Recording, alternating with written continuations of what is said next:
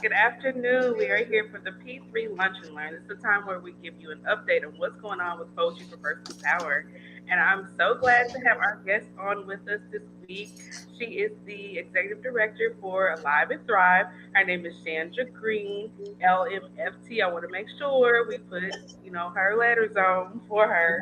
So Those matters. yeah, make sure we gotta respect people's titles. So, Chandra, how are you doing today? I am well, thank you. How are you? I'm good. I'm good.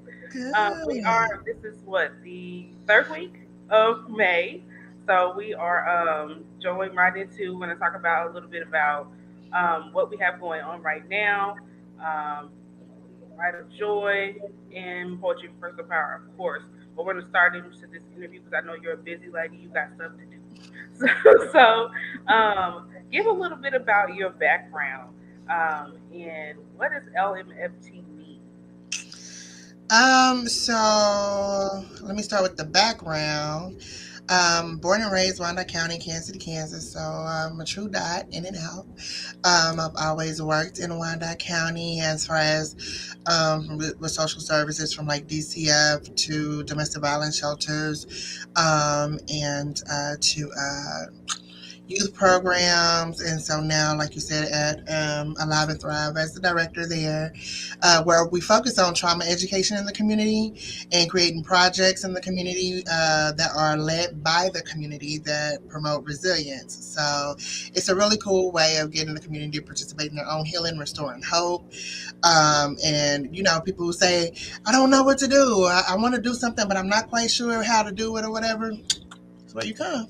And we create outlets and identify gaps and help people find resources because we have a lot of community partners such as Project for Personal Power. So I'm excited about that. So yeah, that's what we do. But along with that, it just kind of my work life has sent me on this journey. Not just my work life, but my personal life as well. When you just see a lot of issues in people's life and even in your own life and how we're dealing with it, and you're like, it got to be a better way, right? So a long time ago, I was going through some things, and everybody that I called was going through their own stuff. So I was like, you can't help me, and you got all this going on. But the stories that people were telling me, my friends or friends of friends, they were all telling me the same stories, but they were like in different phases of the stories, right? So I was like, I can't come to each other and, go to each of them and tell them the other person's business, but I can pull everybody together and see if we can help each other through this. So one afternoon in my living room, I had like 30 women in my living room, and it was from middle schoolers to great grandmas. And we talked for hours and cried for hours and ate good food for hours. Like and it went on and on. And then they wanted to do it again. I was like, wait, I just wanted us to just have this moment. But it became like a monthly thing. And it just kind of led me to, if I'm going to help people on this level, then I need to, actually qualify myself a little bit more for those sensitive things that show up. And I think a lot of times we can be gifted at things, but we don't wrap it right, so it doesn't become present. So being able to continue education and to continue in things so that we can be a blessing in the areas that have been designated for our purpose is really important for me. So I went to school and uh, graduated with a master's in marriage and family therapy. Prior to that, I had a master's in business law. So this was not the course that I wanted to take. I was going to be in straight business. So that's how I know how to do leadership coaching and all that kind of stuff because it was business. Um, but if there was something else that was going on in the community that I needed to address, and even within myself. So received a master's in marriage and family therapy. Recently passed the test, so now I'm a licensed marriage and family therapist. So that's where the LMFT comes from, and I do have a private practice as well called Soul Mind. So where I'm seeing clients and doing coaching, leadership coaching, and different things like that. So yeah, I'm the director of Alive and Thrive, but I also have a private practice where I see people as well. So for therapy, so Wow. that's kind Okay. of That's wonderful. That's my I background. know sometimes we have different people. I've heard different people say it's hard to find a therapist or someone, especially in the African American community, that they can count on. So I guess I have someone I can refer them to now, huh? It's me. I'm currently licensed in Kansas, but I am working on reciprocity in Missouri. So hopefully in the next month or so that'll be done. So yeah, look for me, look me up. So Mind Our Life. Okay, that's what's up. So what is Alive and Thrive? I know it is an organization that's centered in Wyandotte County. Can you give us a little history about the organization?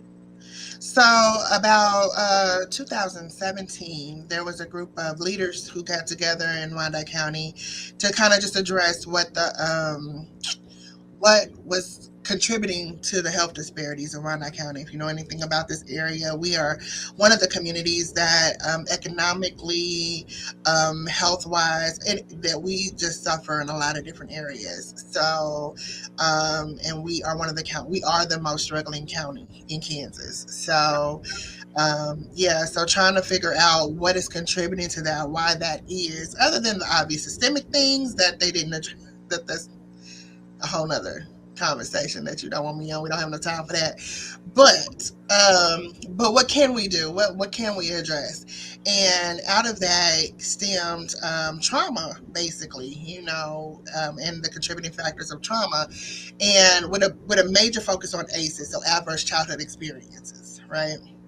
So they had this conversation and what to do about it, how to handle it, wrote it on paper. And then in 2019, they hired me to come bring the program from paper to program, to actual program. So we made some adjustments because in the beginning, if you know anything about ACEs, they wanted me to give the test. And the original ACEs test was done with 70% white people, college educated people that did not represent our What is community. what I'm okay? What is the? There was a young lady on YouTube, TED Talk. What's her name that did the Dr. TED? Nadine Burke Harris. Okay, okay. I was just wondering so people Yeah. can watch it if they want to look it up. Yeah, she gives a great overview. We show it in our training. Serenity's been through our training, so she knows. But she gives a great overview of adverse childhood experiences, what that looks like, what the study was like, and all of that kind of stuff as well.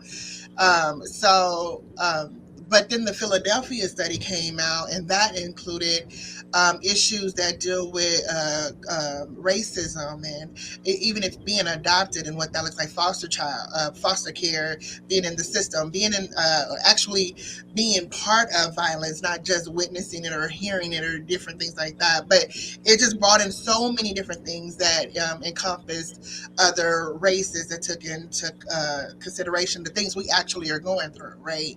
I don't send people actually directly through those tests because we already know in our community that a lot of us already have three or more ACEs, right? Yeah. And Along with but PTSD, probably on top of that. right, all of Yeah. that. So the problem comes when we don't know that we're traumatized, and somebody comes along and say, "Hey, y'all traumatized," but then doesn't do anything to help that, right? Right. So I'm a big component of I don't want to open up a can of worms that I can't officially close or at least give direction to close. So if we just go around giving everybody this test and saying, "Hey, congratulations, you're traumatized," what's the follow up from that? Do I have time to have that conversation with that person to say, now, what does this mean to realize that who you are now is a direct result of some of the things that you experienced as a child that were completely out of your control, but you still have a responsibility to process it. It's not fair. It's not what it is, the way it should have been, but it's what we are left with. And so, what do we do from here, and how do we get to healing or our version of it, whatever it looks like? So, we operate with the focus of how do we address adverse childhood experiences within adverse community conditions, experiences. So when you have the systemic racism, when you have issues with your actual community or your family, and you still have to show up as this individual as though historically nothing ever happened and be regulated it all the time. but nobody considers your past and how you're showing up. And now all of a sudden you're in the system, or you're labeled a certain way, or people are looking at you, all of this stuff that goes on. But that realization of, man, okay, this is what happened. Let me start making this connection. That in and of itself can be traumatic, because Yeah. Pookie ain't Pookie just because Pookie is Pookie. Right. Yeah. And Pookie been Pookieing for a long time. With everybody saying that's just how Pookie is. And so now Pookie is like, okay, this is just how I am. But then when you realize, oh, there may be another part of me, or there may be something else that I can do about this. Now I have to get to know me all over again, but I have to deal with all of that stuff that's in there. That can be a lot. So through Alive and Thrive, we do a lot of training and a lot of conversations about what that looks like on all of those, on all of the levels, like systemically, historically, community, family, individual, how we show up for ourselves, and then how we show up for our community, and that includes bringing in partnerships, like we mentioned before, to help us with that message and that packaging, and with the different projects that people come up with that they want to do in the community. So um, we are able to sponsor those in Wyandotte County. So we've had projects like Women of Wyandotte. We helped had a jiu-jitsu program that was started that's free to the community, but it teaches emotional regulation, and they do like trauma education at the end of the classes. And we've done a mother-daughter tea. That's a group that just keeps going, and we worked partnered with another agency, the Triage Center, to do that. We're moving into more into our religious sectors in trauma. This is a huge topic. Trying to bring together churches to do projects and what that looks like. We did and you can see the poster behind me, but we did like a Kids Against Hate rally in March. Last year before last, Yeah. pre-COVID. Yeah, yeah, and it was amazing because this young lady was assaulted. She was 13. She was assaulted by a young man in another county, and her idea was, how do we bring awareness? This was her idea. When I talked to her, it was, how do we bring awareness to the community that this is happening and that this is what it is, and we didn't do it to necessarily point fingers. It was more so to bring awareness that our youth are dealing with violence as well. And a lot of times they get just lost in the messaging. So it was amazing to watch these 13-year-olds and younger and a little bit older walk down the middle of the street with the police department and health department and different partnerships supporting them as they chanted and they rallied and gave a message against hate. So that was an amazing thing to watch. But those are a few things that we've done. We've done a day of care with our Hispanic community. They have taken these projects and just ran with it. They have a whole dance crew and everything. So it's been amazing to watch some of the things that have happened and some of the testimonies that have came out of this flourish in our community. So Wow. Okay. Sounds like you guys are doing great things. So, if someone wanted more information about Alive and Thrive, how would they? They would just type in Alive and Thrive. Is it Google it or org or? So go to Alive and Thrive Wyco, WYCO.org.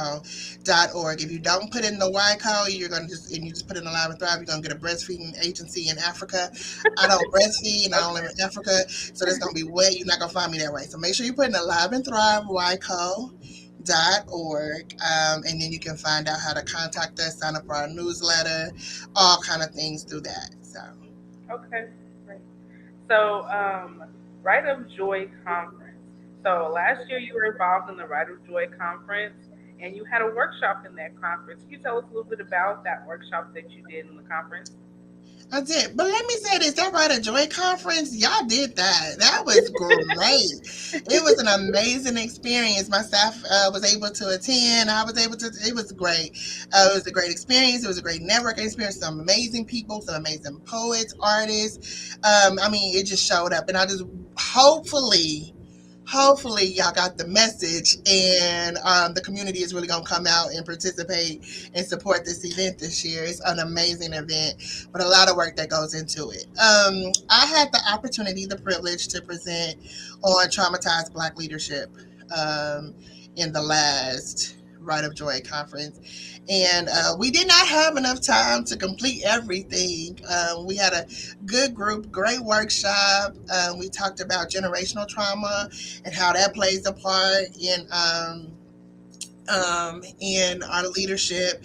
What trauma was? Of course, you have to define it at first, and make sure everybody's on that same page. And we had some stories that popped up in the workshop of what people's experiences have been with leadership that has been traumatized, especially for those of us who are Black. And if we are standing in leadership positions, which is all of us really pretty much, if you Yeah. are moving and shaking in the community, I don't care what your position is, somebody's looking up to you, and somebody's trying to figure out how to make the next step and what that looks like. But our stuff gets in the way of how we support each other, of how we allow the next person to show up because of our insecurities. We just take on a lot of responsibility in that area without even intentionally trying to do so. So, how do we keep from bleeding over the people who look up to us and the people that we have charge over in leadership positions? But be in position where we're willing to let them fly, and understanding that there's not it doesn't have to be competition, because historically we've been pinned against each other, right? So we need to have a place to have that conversation and talk about it. So we ran out of time talking about it last year, so Yeah, I it remember was I was requested. in one of the ones you did. Not of course, with conference workshops repeat itself, but I wasn't one of them. I remember that. You said what? I'm sorry, I I couldn't said hear. I was in one of the sessions where I know you had ran out of time as far as, but if you think about it, I mean, trauma, we talking about generational trauma, leadership, and the correlation between that. It can that's one of those you gotta have some homework for Yeah, that. it goes down because you're talking about a whole lot of stuff. But I'm a very we can talk about everybody else's stuff, but let's talk about right here first, I don't do point your finger at other people type trainings and workshops. It's very much the self evaluation first before we can look out at everyone else. And how do you show up when you know you're working with traumatized leadership? And are you the person that's causing the trauma for everybody else? Like, it is definitely a self evaluation, and how to support, in those times when we see that, and what that looks like. So that's the workshop that was requested that comes back for this next one. So we're going to do it part two. I'm going to add a couple of extra little things in there. Of course, you got to review some of the basic stuff that's the same. But we're going to do part two and kind of get some things out in the air and try to get to some what do we do about this type stuff. Yeah. So for those who haven't been tuned into our Lunch and Learns, Rite of Joy is the conference that we have. We'll be doing our second annual Rite of Joy conference, which is coming up in October. That's October 13th through the 15th, and it is a conference that's centered around the experience of African American um, in the African American community and mental health, and how the two um, I guess you could say kind of go together, and how we can focus on healing that trauma in our community. Not too many. In fact, I don't know any other national conference that is focusing solely on that. And it is something that in the African American community that we really need to start focusing on. I know there's a lot more people who are getting involved with that. You're seeing different buzzwords. You're seeing people who are learning more about it. I know last week we talked about affirmations and just different things and how that affects your mental health. And it's just something in our community is kind of one of those things we don't talk about much.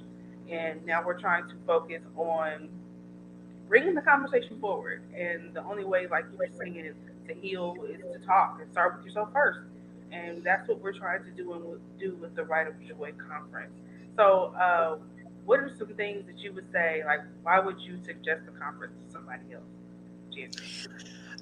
First of all, it's just an amazing experience, right? You meet some amazing people, and it's in and of itself is just a great thing because, like you said, I have not been to a conference that combines the arts and trauma, education, and healing all into one conference. So the way it was put together, and especially when we did like the outside cipher, like you don't.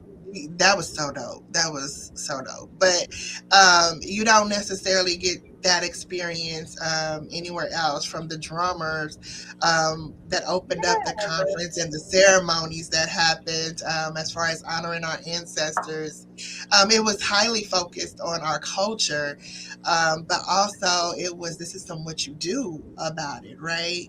And I just love to see our people just going for our health. I mean, it's hard being a black therapist for black people because we don't think we need any help, and Yeah. so when you go to things like this where you might not go see a therapist one-on-one, or a life coach or anything like that, it puts you in an atmosphere where you can say, okay, I'm not by myself. You know, Mhm. what I'm feeling is me being a human. And it's okay Right. for me to get help. It's okay for me to need certain things that other people or that I can't necessarily provide for myself. So how do I tap into a village? How do I tap into some support? I love that there was answers. There were answers there Yeah. if you were open to them and willing to see what that was. So I highly suggest it, even if it's just for awareness. And what that can do for a person. Awareness is the first step. You may have to like go home and sit for a little while and be like, whoo, that was a little heavy. It was, I wasn't and ready. I didn't know. it was heavy, but I know like there's balance there. The gala, we have Ed Mabry, Yeah, the host. If you guys don't know who Ed Mabry is, Google him. He's Googleable. very He has Googleable. very Googleable, one of the top honored slam poets in the United States, well, in the world, not just the United States. So if you want more information about who he is, he's going to be our host for the gala. We also have a phenomenal feature for the gala. We have a slam that's going as $1,000 slam, so it's yeah, Oh, it's gonna be people. It's gonna be poets let coming me from let all. me put some words together real quick. Yeah, hey, if you can put some words together real quick, I mean, it's gonna Let be me people see. coming. The last year was people coming from all over the country to compete in that slam. $1,000. That could pay your rent. That could pay a couple of things. You know what Listen, I'm it saying? can help with life. It can help with Yeah, life. we got inflation going on. People need, hey. Yes. So all of this is all encompassing into the conference. So we definitely want to see your face at the conference, and it all goes together. It's a great networking event. Also, there's different people that come in from out of town. We have a keynote that is affiliated with some presidential things. That's what I'll say. And so, if you want more information Fancy. about that, I'm gonna go ahead and put the site up so people can see. That's rightofjoy.com. That's RITE of joy.com. And then I'm gonna go back and put Chandra's organization. So if that's .org, right? Mm-hmm. Yeah, okay. So if you want more information about Alive and Thrive, just go to that website. There's also some information for you there too.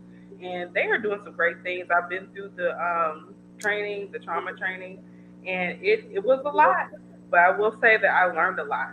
So if you are someone who is a champion in your community and or wants to be, it's a great training to go through.